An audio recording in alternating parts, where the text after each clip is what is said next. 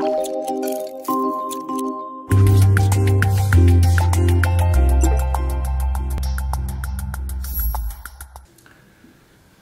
à toutes et à tous. Donc, je suis très heureux de vous présenter ce webinaire dans une session qui est préparée par FAI2R.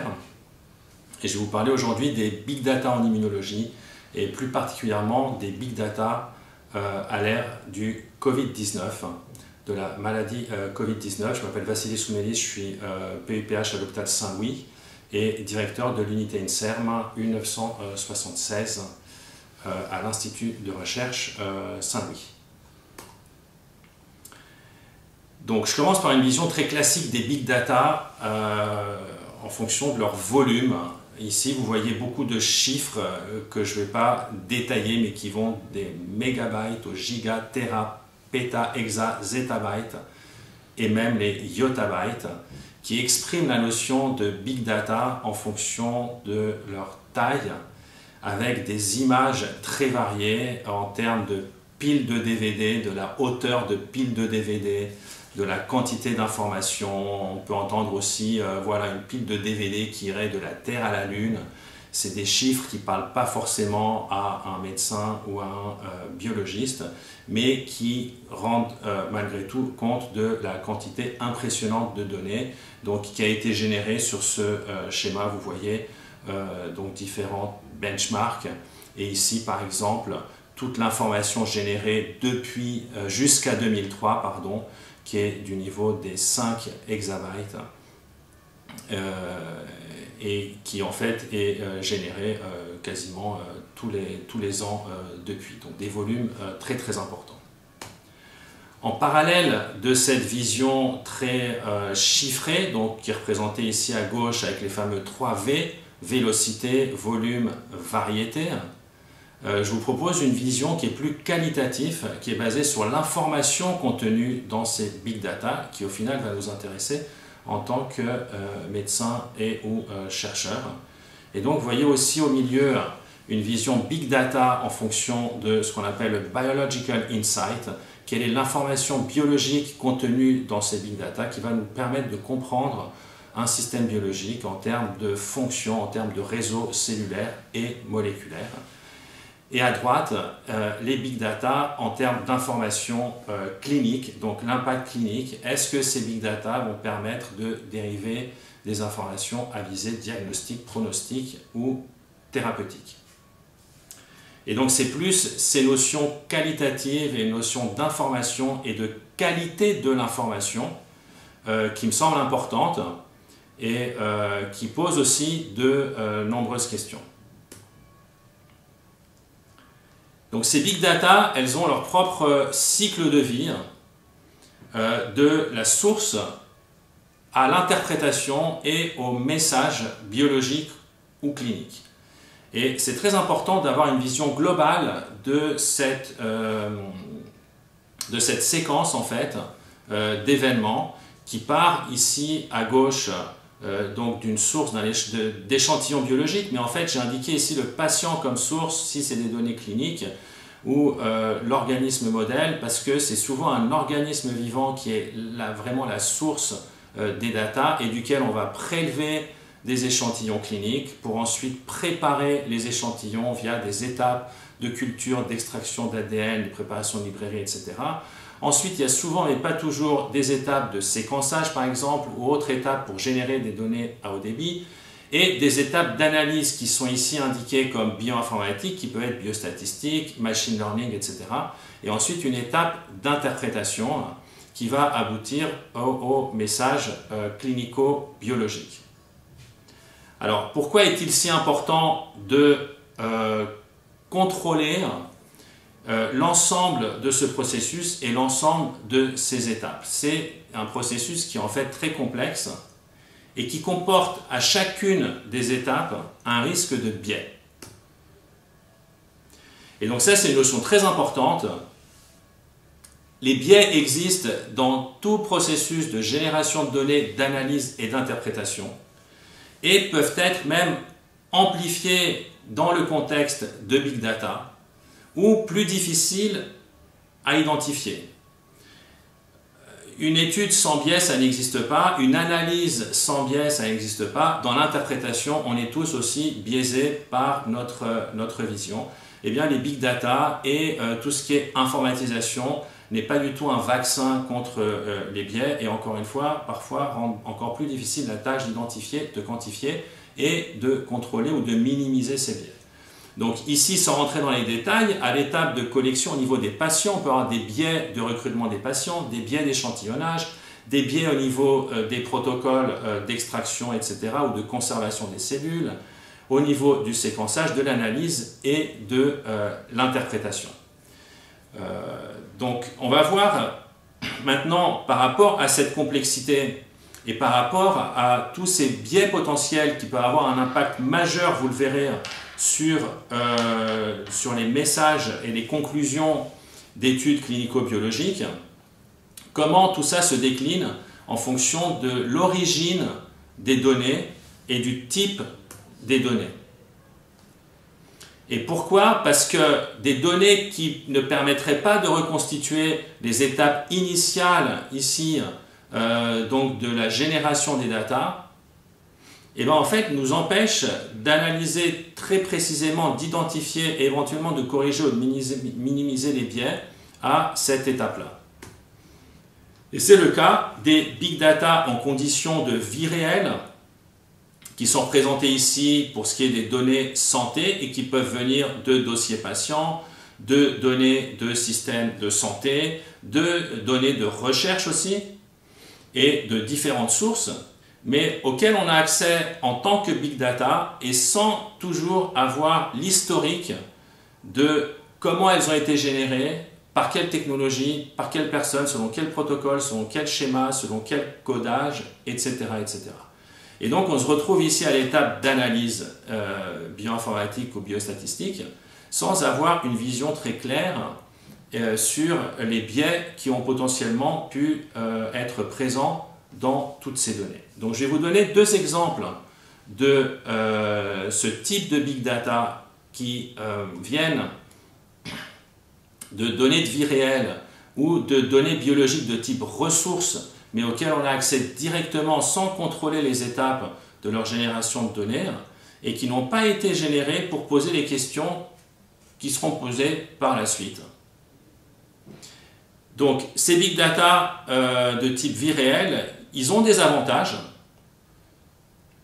Ils ont des avantages et notamment la taille, la quantité d'informations potentiellement contenues, donc le volume de données contenues qui est parfois sans précédent, parce que de plus en plus de possibilités s'offrent à nous pour collecter ce type de données et c'est souvent des données auxquelles on ne pourrait pas avoir accès en tant qu'équipe individuelle ou même à l'échelle institutionnelle, donc des données de gros volumes. Ensuite, il y a des aspects de coût. Ici, j'ai mis lower cost. Ce n'est pas que le coût global est faible, parce qu'au niveau d'une institution ou d'un pays, d'un gouvernement, d'une population, ces données ont un coût pour les mettre en place, pour les collecter, pour les stocker. Il y a un coût de stockage qui est très important. Mais disons que le coût pour la personne qui va débuter un projet sera minime par rapport à avoir à générer les données en partant de zéro. Et après, il y a un aspect optimisation des ressources que j'ai appelé ici écologie des données. C'est-à-dire ces données existent. Si on peut en apprendre des choses plutôt que de générer de nouvelles données qui elles-mêmes auront un coût, pourquoi ne pas les utiliser? Pourquoi ne pas recycler ces données et essayer d'en apprendre le maximum? Donc ça, c'est pour les aspects positifs. Par contre, dans les aspects négatifs, donc les données ne sont pas toujours adaptées à la question qu'on pose, puisqu'elles ont été générées pour d'autres raisons ou alors uniquement collectées dans le contexte d'une activité routinière, hospitalière ou de santé. Les informations sont souvent très hétérogènes, donc les patients seront hétérogènes, les échantillons seront hétérogènes et donc les informations qui seront dérivées sont aussi hétérogènes. Et il n'est pas possible de contrôler ou d'estimer les biais de façon précise.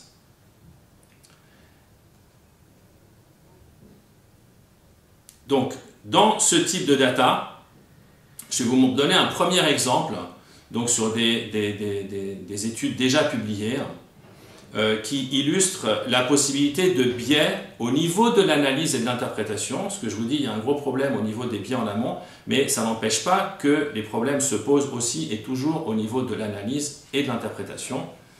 Et je vous propose une étude ici publiée dans le PNAS en 2013, qui vient d'un consortium américain étudiant les processus de l'inflammation et de la réponse à l'hôte dans des contextes de traumas sévères et notamment de chocs associés à ces traumas.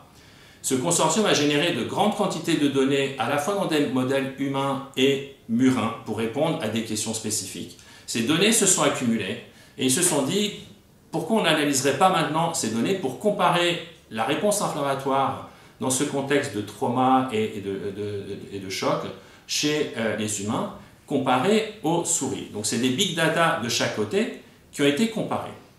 Ici j'ai copié une phrase de l'abstract qui donne un peu la conclusion principale, qui est que parmi les gènes qui dans les cohortes humaines de patients ont changé de façon significative, les orthologues murins ne correspondent pas du tout à leur contrepartie humaine. C'est-à-dire que la corrélation est proche de random. Avec ici, vous voyez un R2 entre 0 et 0,1. Donc vraiment absolument aucune correspondance. Et ici, je vous montre un exemple d'une figure du papier qui vous montre que si vous cherchez une corrélation entre les changements de gènes dans le trauma humain, par exemple, avec l'endotoxémie humaine, donc là on compare maladie humaine à maladie humaine, on a des chiffres autour de 0,47, ici 0,91, voilà, donc relativement élevé en termes de corrélation. Par contre, si on corrèle humain à souris, donc trauma humain à trauma murin, ici 0,05, donc absolument aucune corrélation, ça part dans tous les sens. Donc conclusion, donc les modèles murins ne reflètent pas ce qui se passe dans la maladie humaine, dans ces contextes d'inflammation post-traumatique, avec différents types de traumas. 2 ans plus tard, vous voyez apparaître dans le même journal, le PNAS, cet article. Les réponses génomiques dans les modèles de souris reflètent énormément la réponse inflammatoire dans les maladies humaines. Donc, surprise, qu'ont fait ces auteurs? En fait, ils ont pris les mêmes données et ils les ont analysées différemment pour arriver à une conclusion qui est à 180 degrés l'opposé de la conclusion du premier papier. Et qu'est-ce qu'ils ont fait? Donc, il y a un biais, mais je vous dis, il n'y a pas d'analyse de big data sans biais, et ce biais, ils l'ont expliqué très clairement dans leur abstract. Donc, ils ont réévalué les datasets d'expression génique, mais cette fois, en se focalisant sur les gènes qui changent à la fois chez les humains et dans les souris. Ils ont présélectionné les gènes qui bougent dans la maladie humaine et qui bougent dans les modèles murins, et ils ont comparé la corrélation de ces gènes, en regardant si c'est les mêmes et si l'expression est corrélée. Et en faisant ça, ils trouvent des corrélations qui sont beaucoup plus fortes. Et ici, vous voyez par exemple sepsis humain à sepsis murin, P égale 0,48. Donc ça n'a rien à voir avec les résultats que je vous ai présentés précédemment. Alors, pour ceux que ça intéresse, je vous laisse reprendre des articles pour voir de quel côté vous vous situez et est-ce que vous considérez que le biais introduit dans le deuxième article a un sens et relevant ou est-ce qu'il est trop restrictif pour conclure. Mais vous voyez comment, en analysant des jeux de données de façon différente, en introduisant des biais dans l'analyse qui sont des biais cette fois transparents puisque c'est expliqué dans l'article, c'est des biais introduits par les auteurs pour orienter l'analyse dans une direction différente, on peut aboutir à des conclusions qui sont complètement opposées. Un deuxième exemple pour vous illustrer les biais qui cette fois peuvent être observés, peuvent survenir à l'étape du patient, de la collection d'échantillons et de ce qu'on appelle le processing des échantillons. Donc les biais qui, encore une fois, sont des fois cachés, sont très difficiles à identifier dans les big data. Quand on accède directement à des jeux de données, sans avoir le contrôle et la vision de toute cette chaîne de production des données. Et ici, j'arrive sur le thème de notre session qui est la maladie Covid-19, avec un article qui a fait beaucoup de bruit, qui a été publié dans le Lancet en mai 2022, mais rétracté par la suite, et qui concerne l'impact de l'hydroxychloroquine ou de la chloroquine, associée ou non à un macrolide, sur la maladie Covid-19 et aussi sur des facteurs de risque. Donc beaucoup de choses ont été dites sur ce papier, beaucoup de polémiques. Je vais vraiment vous le présenter dans l'optique de ces biais potentiels et encore une fois qui sont très difficiles à identifier et à chiffrer. Donc ici le schéma pour insister sur les chiffres qui ont été analysés, 98 262, donc des chiffres qui sont très impressionnants en termes de dossiers patients analysés. Après certains critères d'exclusion, les auteurs gardent 96 032 dossiers patients pour leur analyse. C'est des chiffres qui sont très élevés, qui viennent de pays différents et de centres différents et qui vous font déjà suspecter le niveau de difficulté pour contrôler les biais qui pourraient être cachés derrière ces patients. Et une première comparaison ici qui m'a beaucoup frappé, 14 888 patients dans le groupe traité, avec ici les groupes chloroquine, chloroquine macrolide ou hydroxychloroquine ou combiné au macrolide, et 81 000 dans le groupe contrôle qui en fait est l'ensemble des autres patients qui n'ont pas reçu la chloroquine. Donc des groupes qui sont très déséquilibrés et qui pourraient introduire des biais dans l'analyse statistique. Et autre chose que j'ai noté ici dans le groupe contrôle, vous avez vu le nombre de patients ici dans le groupe contrôle. Donc un groupe contrôle qui est très mal défini en fait, voire pas du tout défini, parce qu'il est défini comme tous les patients qui n'ont pas pris de la chloroquine ou l'hydroxychloroquine. Donc il n'y a pas vraiment de critères de définition et d'inclusion dans ce groupe contrôle. Donc un groupe contrôle qui est très volumineux et très hétérogène.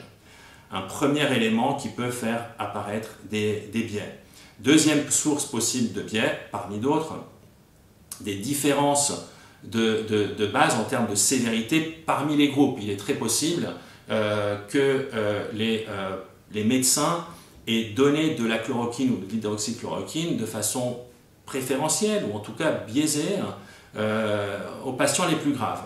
Bon, bien que ce biais a tenté d'être contrôlé par l'introduction d'un score de sévérité, ce score de sévérité qui était en l'occurrence le QSOFA, qui est un score très simplifié de l'estimation de la sévérité des sepsis sévères, basé sur uniquement 3 paramètres, a pu faire aboutir à la conclusion que les groupes en fait sont de sévérité similaire, mais sans aller dans le détail de la granularité et des différences qu'il pourrait y avoir entre ces groupes. Et puis un autre élément, donc quand on ne contrôle pas toute la chaîne de production des données, eh ben, les contrôles qualité, les QC qu'on pourra faire sur les données brutes seront très limités et c'était un des problèmes importants qui a conduit à la rétraction de l'article puisque la boîte qui a fourni ces données aux chercheurs académiques en fait a refusé de leur donner accès à tout le processus de génération des datas.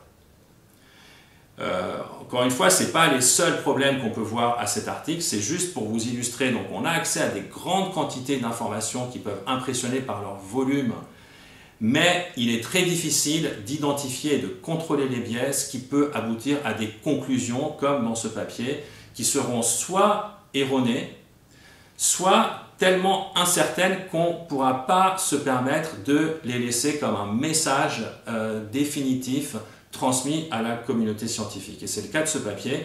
On ne peut pas dire que les messages sont erronés parce qu'en fait on n'a pas les contrôles et les éléments pour vraiment conclure. Et dans un contexte où on ne peut pas conclure, eh ben, il n'est pas légitime de publier l'article et de présenter le message comme une conclusion définitive. Donc l'autre type de data, maintenant je pars sur un autre type de données qui sont les données contrôlées, les données biomédicales, biologiques, de séquençage ou des données d'essais cliniques qui sont contrôlées, où cette fois les auteurs ont fait le choix de justement avoir accès à toute la chaîne de production des données, donc du patient jusqu'à l'interprétation. Encore une fois, ça ne vaccine pas contre les biais, mais ça permet d'avoir une meilleure visibilité sur ces biais. C'est aussi des types d'études différentes. avec des ambitions différentes, des objectifs différents. Et je vais donc ici commencer par vous présenter les pour et les contre de ces approches donc, qui sont sur mesure. On pose une question et on sélectionne des patients et on génère des données pour répondre spécifiquement à cette question. Donc les aspects positifs, c'est que les jeux de données, les données seront adaptées à la question qu'on pose si on a bien réfléchi au design expérimental et clinique. Qu'on va pouvoir contrôler certains biais, pas tous, et si on a bien travaillé aussi, les biais qu'on ne peut pas contrôler, on les aura listés et on va les communiquer et essayer de les corriger. Et donc l'estimation de la nature et de l'impact de ces biais persistants sera possible dans ce type d'études, alors que ça n'était pas dans le type d'études Big Data vie réelle présenté précédemment. Les côtés négatifs, les limites, c'est le coût, parce qu'à chaque fois il faudra générer des nouvelles données. Donc le volume et les types de données qui sont limités, j'ai mis limité entre guillemets parce que ça reste des big data, mais on n'atteindra jamais les volumes qui peuvent être obtenus à l'échelle d'une population ou d'un pays entier ou un système de soins uniquement par une étude. Et il faut le temps et l'énergie pour les générer, donc on n'a pas la réactivité de « ok, j'accède à toutes les données disponibles, je pose une question et j'ai une réponse ou j'essaie d'avoir une réponse rapidement ». Il faut du temps. Et donc ici, je vais vous présenter une série d'exemples que je ne vais pas détailler sur ce qui a pu être fait dans ce domaine de Big Data, mais dans des études contrôlées, dans le contexte de la maladie Covid-19. Avec un premier exemple, ici, un papier Lancel du groupe de Ido Amit en Israël, qui a posé la question du séquençage ARN sur cellules uniques, en comparant les cellules infectées par le virus des cellules ici appelées bystanders, c'est-à-dire non infectées. Donc ils ont développé un système qu'ils ont appelé Viral Track, qui permet de détecter des séquences du virus dans chacune des cellules ou de groupes de cellules, et d'analyser le profil transcriptionnel en séparant les cellules, au niveau in silico, les cellules infectées des cellules non infectées, et ça leur a permis de dériver des conclusions importantes sur notamment l'impact de l'infection sur les fonctions et la réponse des cellules immunitaires, des cellules épithéliales bronchiques, et détecter des co-infections entre le SARS-CoV-2 et d'autres virus. Donc, des données qui sont très importantes, mais quand même relativement limitées en termes de volume, mais qui sont très riches d'informations parce qu'elles posent des questions spécifiques qui vont vers une meilleure compréhension des mécanismes physiopathologiques de la maladie. Un autre exemple, publié très récemment également, qui est ici l'approche Atlas. Le précédent était vraiment « j'ai une hypothèse et je réponds à l'hypothèse ». Ici, c'est l'approche systématique. On génère des données pour avoir une vision globale du système. Donc Single Cell Atlas, des PBMC, des cellules mononucléées du sang circulant de patients Covid-19 sévères. Donc cette fois, c'est l'équipe de Catherine Blich à Stanford. Et ici, un exemple des cartes que cette équipe a obtenues au niveau de la cellularité des différentes sous-populations sanguines circulantes et les analyses qui ont suivi sur les voies biologiques, les expressions de cytokines qui sont aussi très intéressantes.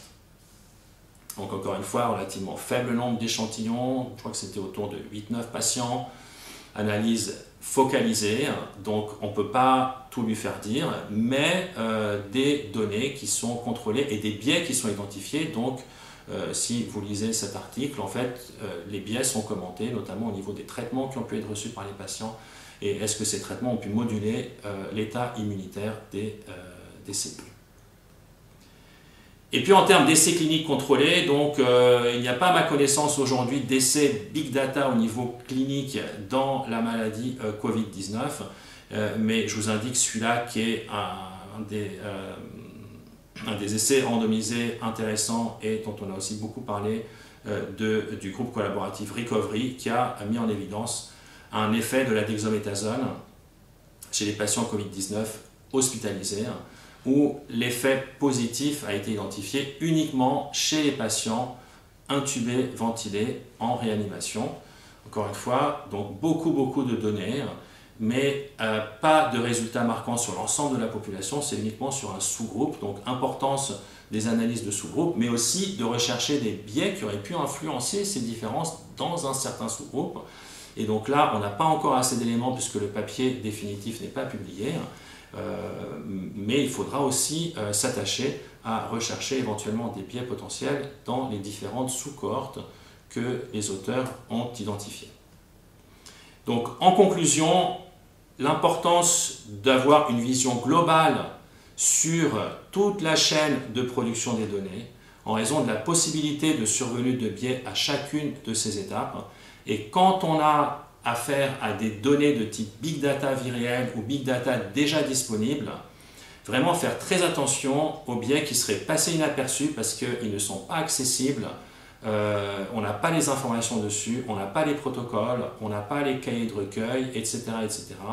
Et ça peut être des sources très importantes de facteurs confondants par rapport à des conclusions. Et vous voyez donc les problèmes que ça peut générer quand un papier publie des résultats potentiellement importants et à impact clinique et que ces résultats, secondairement, s'avèrent insuffisamment robustes.